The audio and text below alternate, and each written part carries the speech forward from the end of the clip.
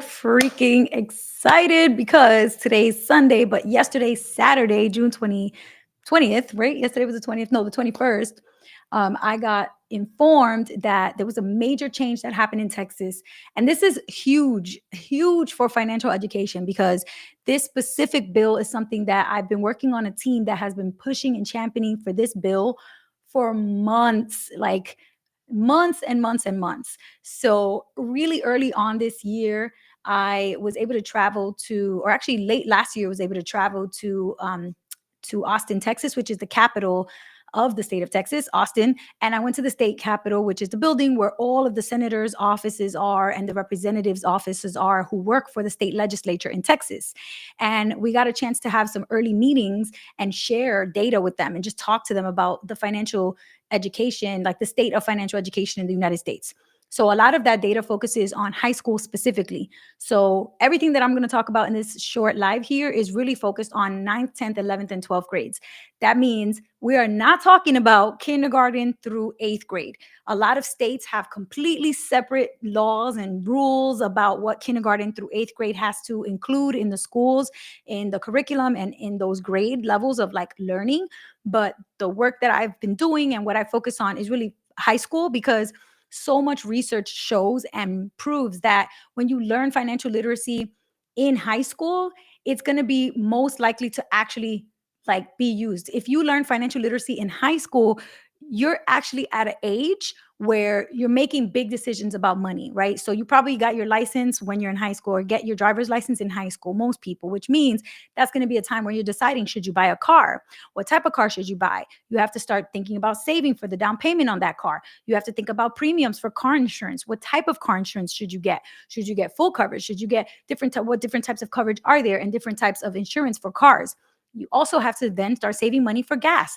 If you're driving around a lot, taking a road trip with your friends, gas costs can add up. So all of these things related to spending and saving and paying monthly payments start coming up for you really when you're in high school. You don't really see that situation happening for students in kindergarten to 8th grade because you're just too young. You're still 13 years old. You're not really at that place yet where you're making big adult decisions like, should I buy a car or not?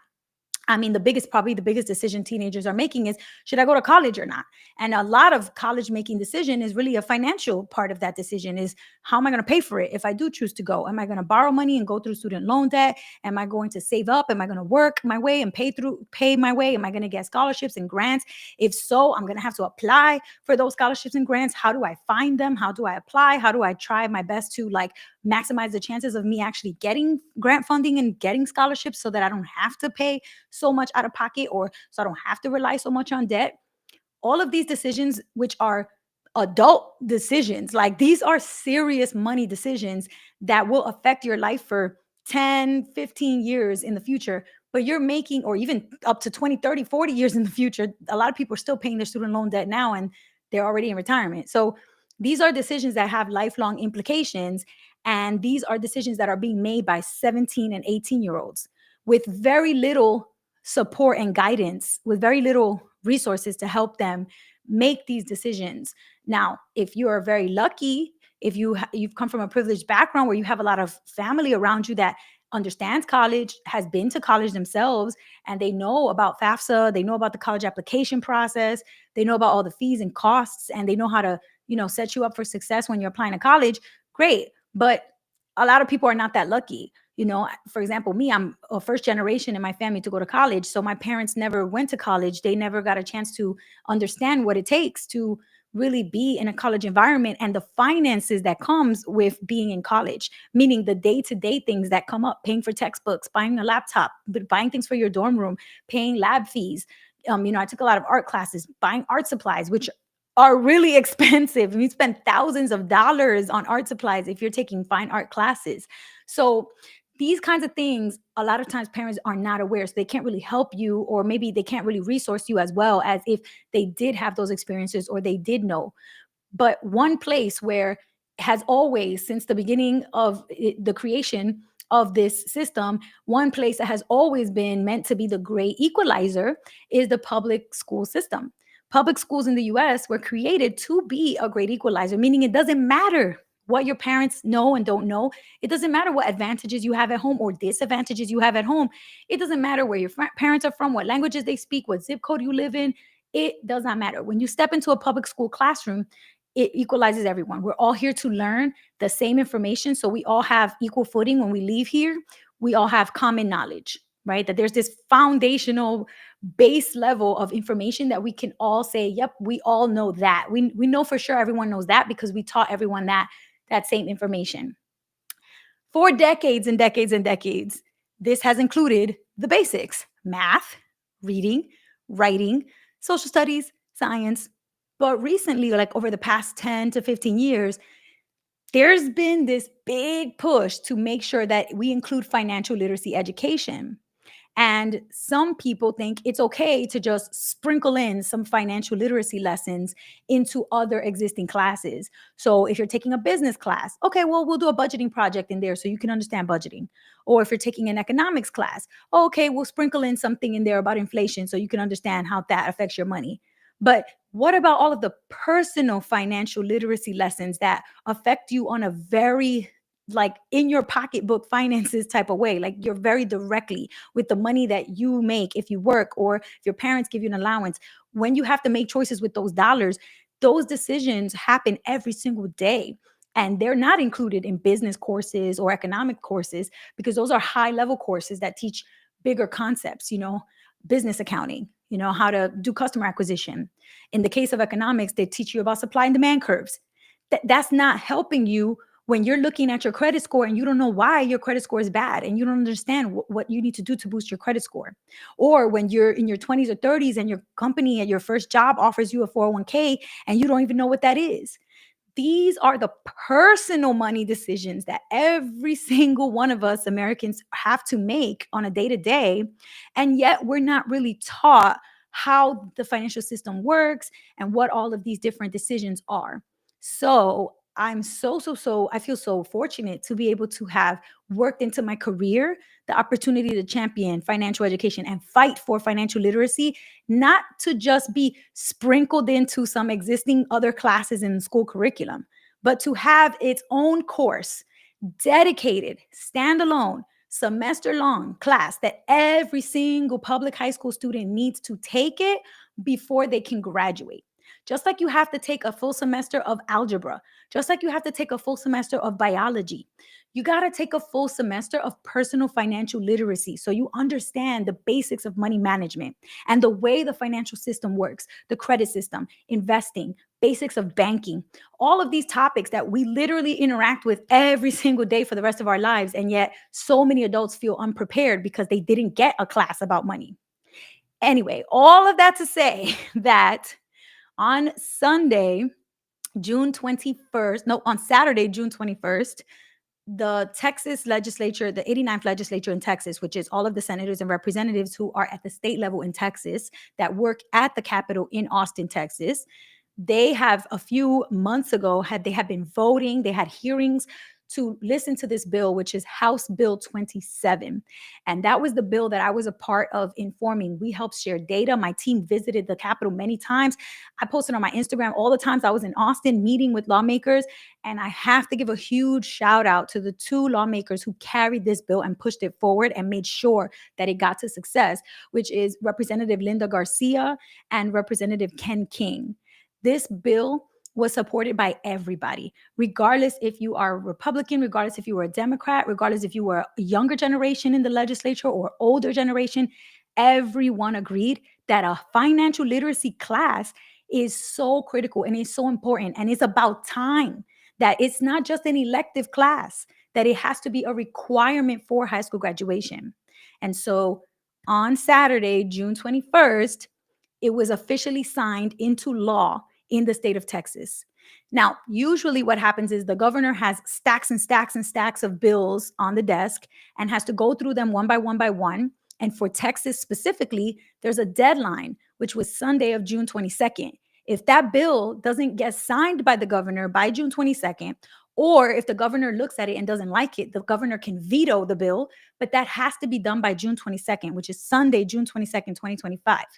If Sunday, June 22nd passes, and the bill was not vetoed and also didn't officially get signed either, then it automatically becomes law, which is kind of like that's good because obviously everyone in the Senate and the House of Representatives also all voted it successfully to go to the governor's desk, which means all of those lawmakers agreed that it should be law.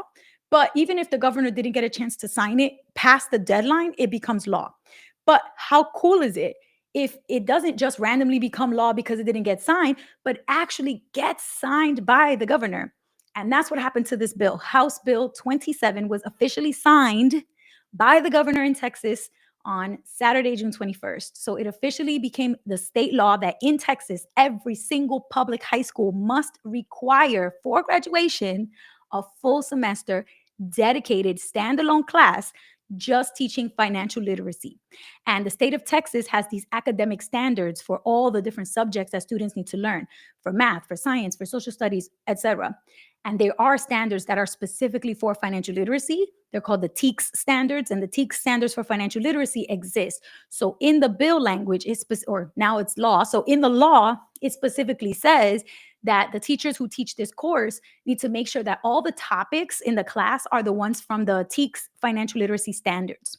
So if you live in Texas and you're curious, what are they going to be learning? You can literally just go on Google and do a web search and look at TEKS, TEKS, financial literacy standards.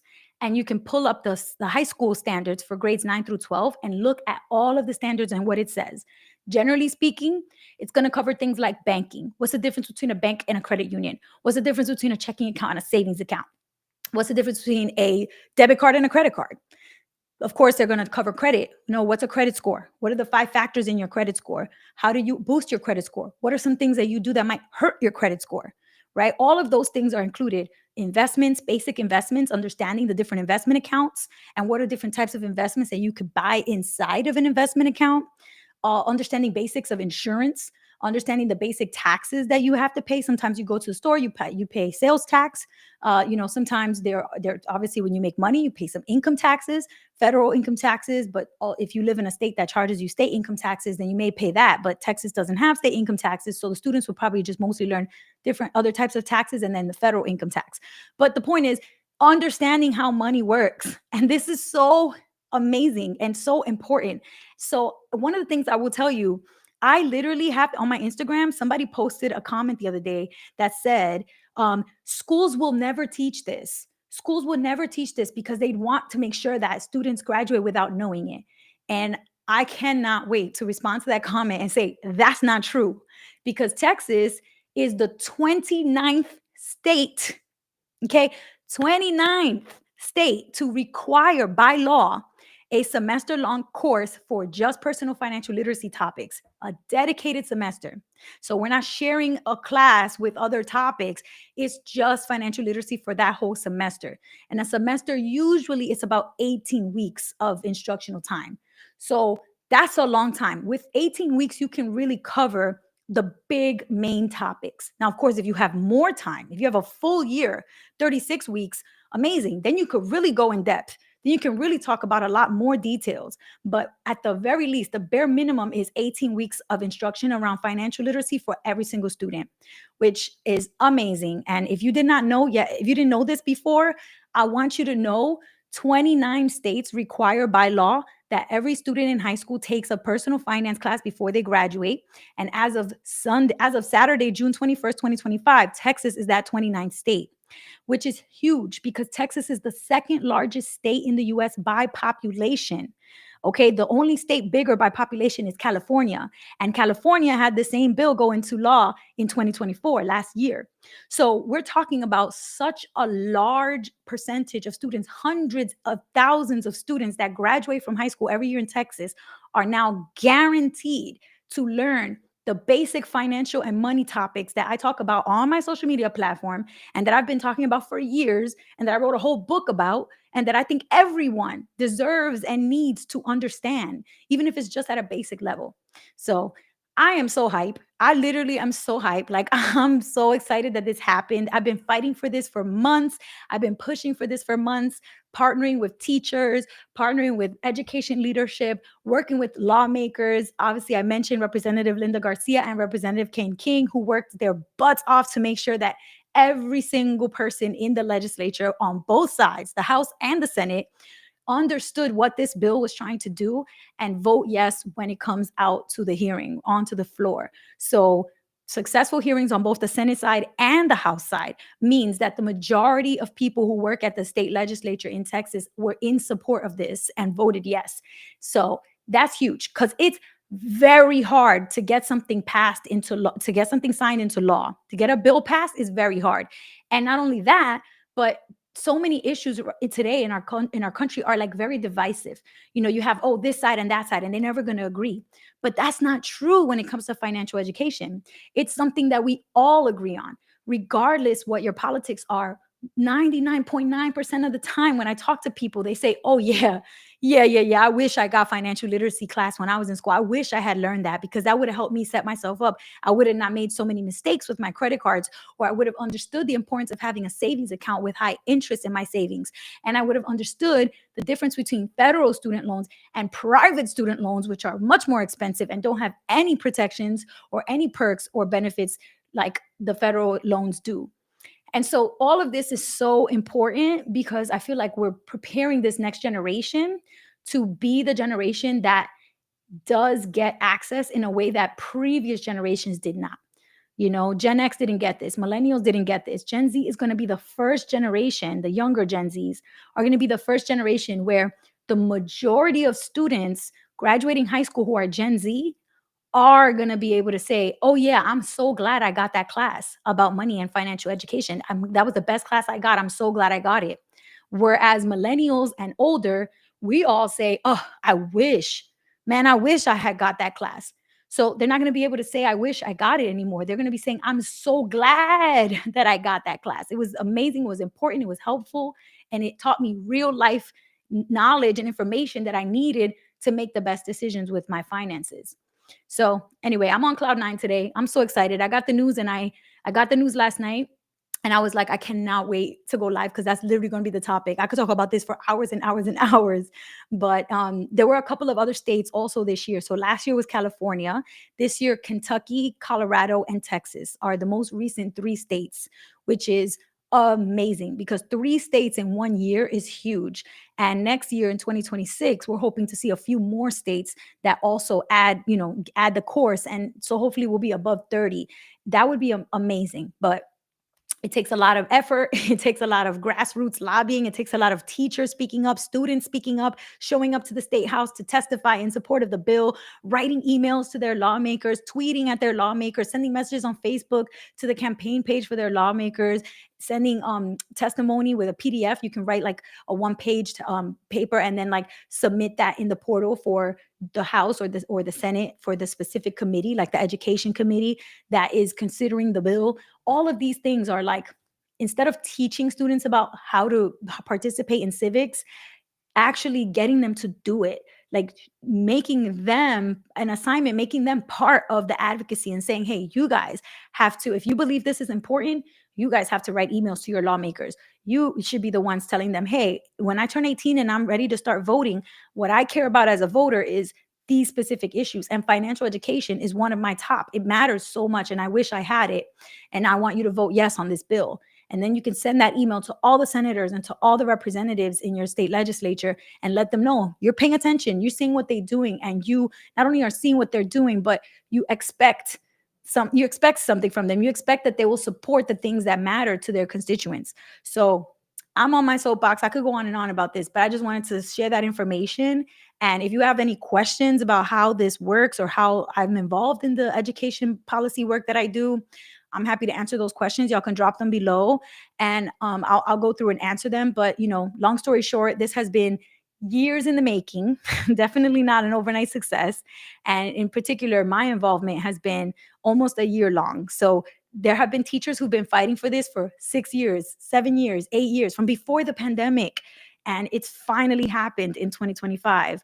California and Texas, the top two most populous states in the US, now require a full semester course in financial literacy. Amazing, like amazing. Adriana Santos says, amazing. Thank you for your advocacy.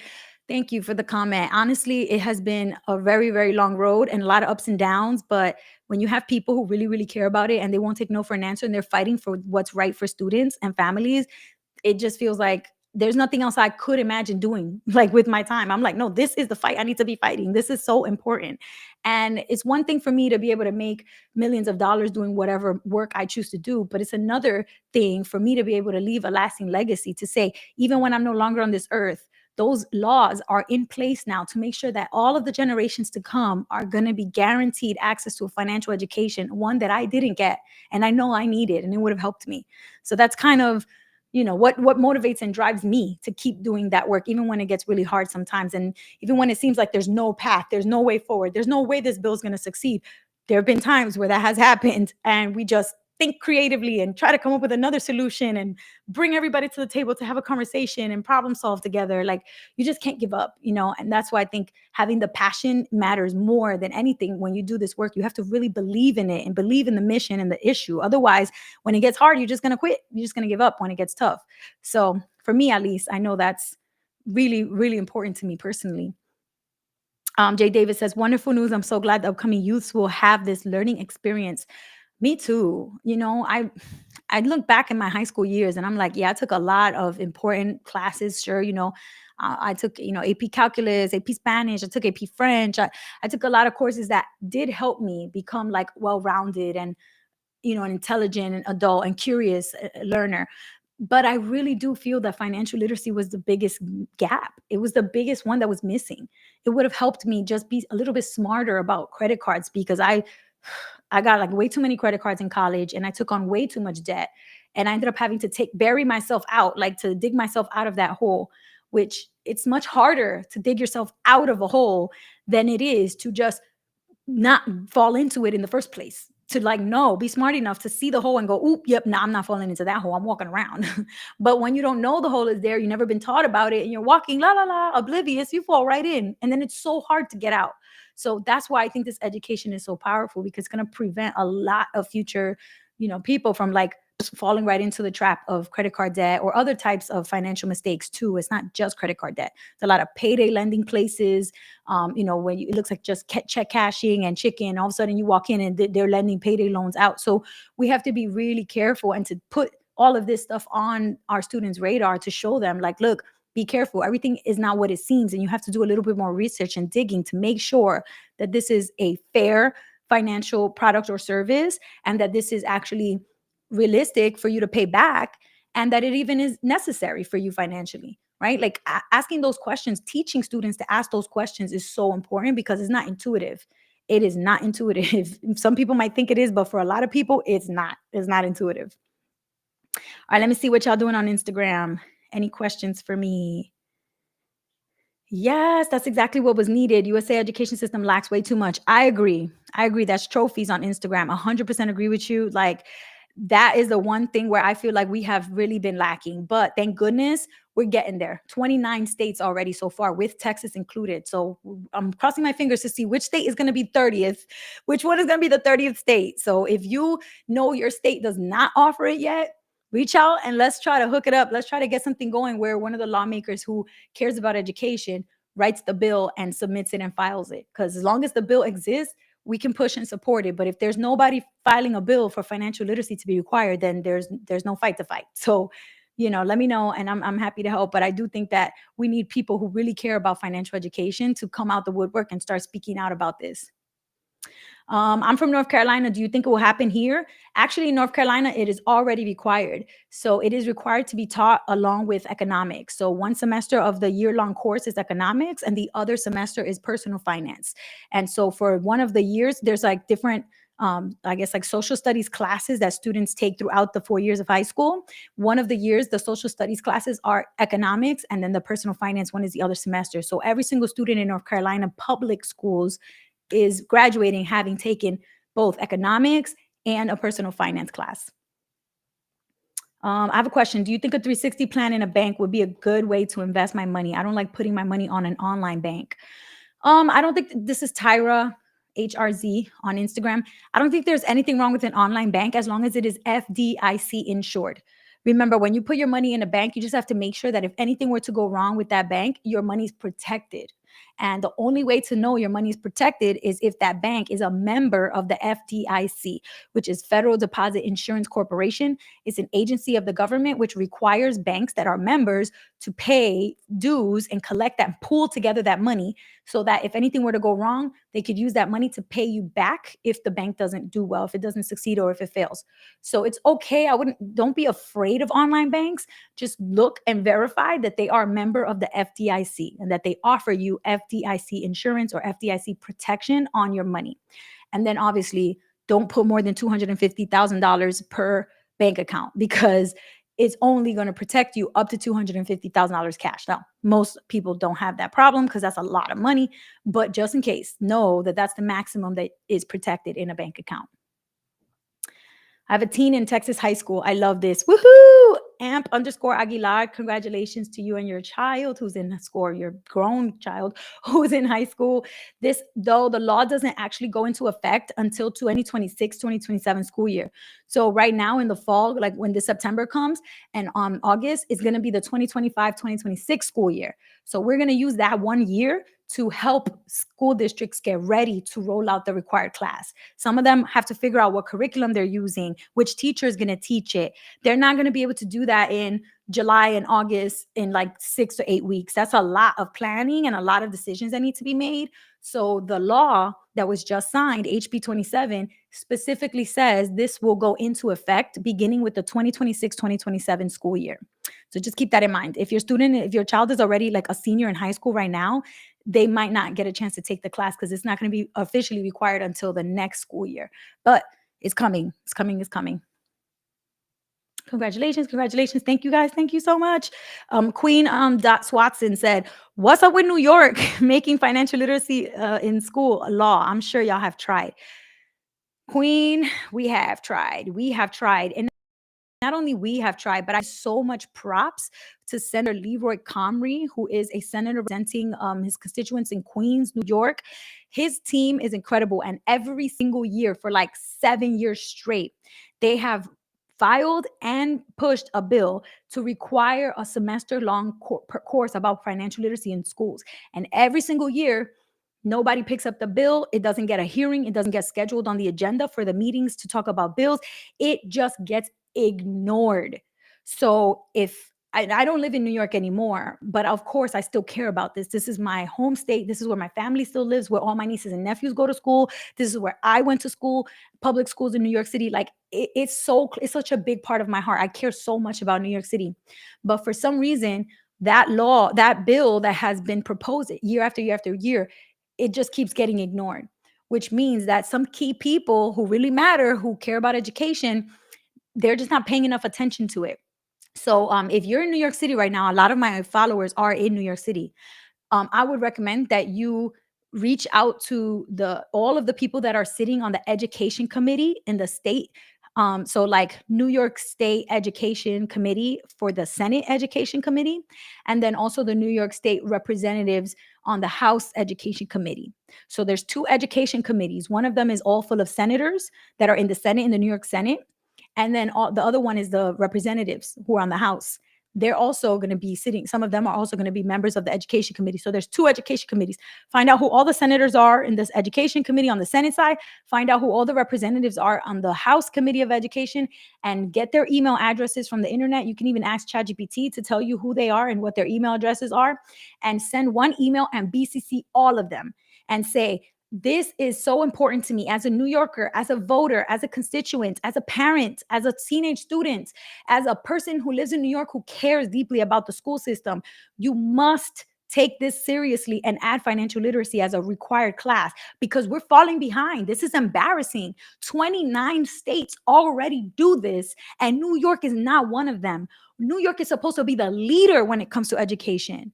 It's one of the ones that other states look to New York and respect New York for education. And somehow we're not even in the top 39, not even in the top 29. This is embarrassing. So if you write to them and say, this is something that matters to me, I demand that you guys need to consider this. And, enough people do that, they will start to pay attention, because if they get one email, okay, they can ignore it. But if they get 100 emails, 200 emails, and they're getting tweets and they're getting, letters, they can't ignore that. So we have to come through strong with numbers and show them that this matters and that we care. So if you can create a petition, if you can put together a template, share it on social media, try to get everyone try to get all the students at your child's school or the school in your neighborhood or the school that you went to write an email and submit it to those education committee members. They will open their eyes. They will wake up and smell the coffee. But if we're quiet about it, if they never hear any complaints from us, then they don't think there's nothing wrong. And they can just keep ignoring the bill every year and no one will say anything about it. So New York is a special case. It's going to take a while. But I think the more we start speaking out, the more we start expecting them really to speak out and to actually change the law, then of course they will be held to that standard and expectation. But a lot of people are real quiet. So I think we got to make noise. It's got to be grassroots. It's got to come from the constituents, the teachers, the students, the families, the schools. And then that's when I think they'll pay attention. How about involving AOC? Queen, good question. A lot of people ask me, hey, why can't we involve some of the senators or representatives that are at the federal level? Here's the problem with that. Education is a state level issue.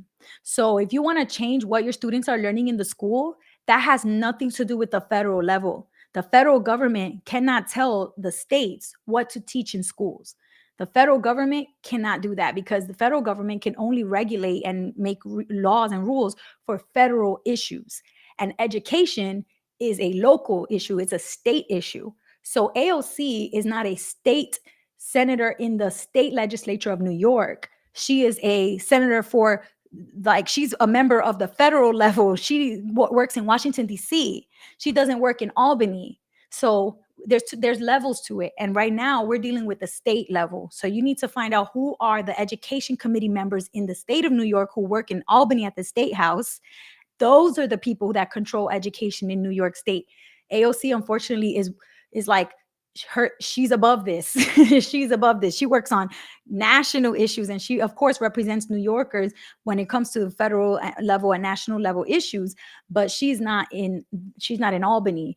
She's in Washington, D.C. So we just have to kind of like be aware of that adjustment of like, man, there's so many really important people who represent New York, but are they actually on the education committee for the state in Albany? Because if not, even no matter how much say and how much influence they have, they actually don't vote on these issues, on these local issues. They vote on national and federal level issues. All right, cool. That was a really good question. I get a lot of questions like that. All right, y'all. That is my little live for today. I got one more question I didn't answer from Let's Go 70 on Instagram. She said, repeat the required class again. HB 27 is not the class. It's the law that was just passed. It was just signed into law in Texas. And that stands for House Bill 27, which was a bill that just got signed into law that requires a semester-long class in every public high school in the state of Texas. And that class, you have to take it in order to graduate. And the class is just financial literacy, personal finance, money management, that's all. So you're not like learning other things plus money management and like splitting the class up into different sections, because then you only get like 2 weeks to do budgeting and that's it. That's not enough to really be considered a comprehensive financial education. So instead, this is an 18 weeks long course dedicated just to personal financial literacy. So you get to learn banking, budgeting, investing, insurance, credit, taxes, how to pay for college, all of these things that you're literally making decisions about this stuff when you're in high school, and you need to learn about it at that age, because once you turn 18, that's it. You're a legal adult. You can sign on the dotted line, take out loans and credit cards by yourself without mommy and daddy giving you permission or not, because you're 18, you're a legal adult. So before you're 18, we need to teach you about all of those systems and understand that information, so then you can make the smartest decision for yourself. So that's what this class is. I agree, Queen. I think if we were to tweet at AOC and message her and get her team to like talk about this, she could probably influence some of the state people in Albany and say, this is embarrassing. Texas, California, Kentucky, Colorado, all of these other states are doing it. What's up, New York? Stop. Let's not be embarrassed here. Let's not be falling behind. Let's do it. Let's get this done. right? She can say stuff like that. But in terms of having the power to do it, that's the people in Albany. But she could still influence them. So we could definitely still say, like, come on, AOC, speak up for this. Like, let people know this really matters, right? She could use her influence to speak on it. But yeah, the people in Albany are the ones that can actually get the law passed. All right, y'all. I'm out. I'm going to be live again tomorrow. If you have questions, DM me on Instagram or comment under this video on YouTube, or you can write on my community tab on YouTube as well. And if I see that question and I can't answer it under the video, I'll make sure to bring it into my next live and answer it on live. So thank you guys for joining, and go spread the word. Tell every single person you know that Texas is now the 29th state to require financial literacy for high school graduation. And we need to all stop saying they don't teach this in schools. Yes, they do. They do now. They do now.